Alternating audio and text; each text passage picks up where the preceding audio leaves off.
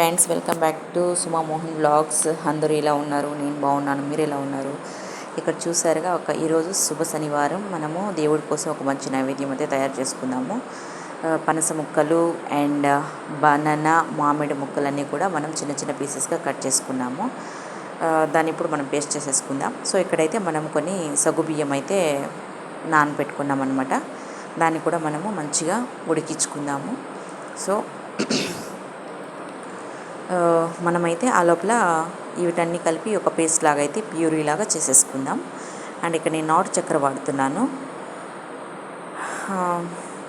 నాటు చక్కెర ఏంటంటే మనం వేడి నీళ్ళల్లో వేసి కరిగించుకోవాల్సిన అవసరం లేదు. అది చన్నీళ్ళు పోస్తేనే కరిగిపోతుంది. కాబట్టి మనకి బాగా ఒక 4-5 టేబుల్ స్పూన్ల నాటు చక్కెర అయితే పడుతుంది.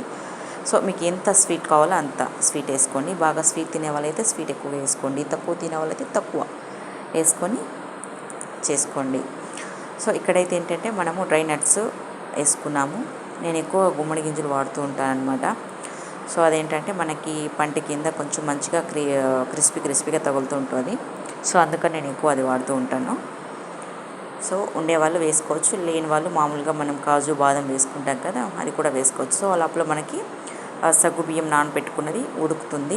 సో అందులోనే మనం కొంచెం మిల్క్ వేసి కలుపుకున్నాము. సో అది కూడా ఒక 5 మినిట్స్ అట్లా ఉడకనిచ్చాలి. బాగా క్రీమీ స్ట్రక్చర్ వచ్చేదాకా కొంచెం ఒక 5 మినిట్స్ ఉడికితే మనం ఇప్పుడు ఆలోగా మనకు బెల్లం కరిగింది కదా, సో దాన్ని అయితే మనము స్ట్రెయిన్ చేసుకుందాం.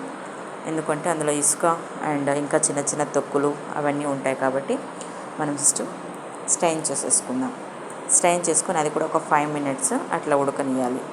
సరేనా? 5 మినిట్స్ ఉడికిన తర్వాత మనం ఒక ప్యాన్లో ఆ లోపల గీ ఒక 2 టేబుల్స్ వేసుకుందాం. అందులో మనం ప్యూరీ చేసుకున్నది ఒక 3 మినిట్స్ అట్లా కొంచెం మంచిగా కలుపుకుంటూ బాయిల్ చేయనిద్దాము. మనకు ఇలాచి పౌడర్ వేయాల్సిన అవసరం కూడా లేదు. ఎందుకంటే పనసపండు ఉంది కదా, ఆ ఫ్లేవర్ అనేది మనకు బాగా డామినేట్ చేస్తుంది అనమాట. ఆ స్మెల్ ఫ్లేవరు చాలా బాగుంటుంది. మనకు ఇలాచి పౌడర్ అనేది అవసరమే పడదు. నేనైతే వేయలేదు, మీరు కావాలంటే వేసుకోవచ్చు. సో మనం ఏంటంటే ఇప్పుడు ఆ ప్యూరీలోకి మనం ఉడికించుకున్న సగ్గు బియ్యము వేసి బాగా కలుపుకోవాలన్నమాట.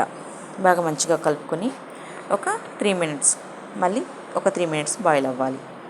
సో మనకు క్రీమీ స్ట్రక్చర్ మొత్తం కలిసిపోతే క్రీమీ స్ట్రక్చర్ వచ్చేస్తుంది. మనకి ఎక్కడ కూడా మ్యాంగో అండ్ బనానా ఎక్కడ ఫ్లేవర్ తగ్గలేదు. మెయిన్ ఫ్లేవర్ ఏంటంటే పనసపండు. సో ఇది చాలా బాగుంది, స్మెల్ కూడా చాలా బాగుంటుంది. మీరు ఒక్కసారి ఖచ్చితంగా మీరు ట్రై చేయాల్సిందే. ట్రై చేస్తే మళ్ళీ మళ్ళీ చేస్తూనే ఉంటారు. చాలా చాలా అంటే చాలా బాగుంది, చాలా బాగా వచ్చింది కూడా. సో ఫైనల్ టచ్ అయితే మనము అందులో డ్రై నట్స్ అంతా కూడా వేసుకొని సర్వ్ చేసుకున్నాము. సో మీకు ఎలా అనిపించింది ఈ వీడియో? మీకు నాకు తెలిసి నచ్చే ఉంటుంది అనుకుంటా. మీరు కూడా ఒకసారి ట్రై చేయండి. ట్రై చేసి ఎలా ఉందో కామెంట్లో చెప్పండి. మీకు ఈ వీడియో నచ్చితే లైక్ అండ్ షేర్, సబ్స్క్రైబ్ కూడా చేసుకోండి ఫ్రెండ్స్. చాలా బాగుంటుంది డిష్ అయితే, డిలిక్యులస్ ఉంది.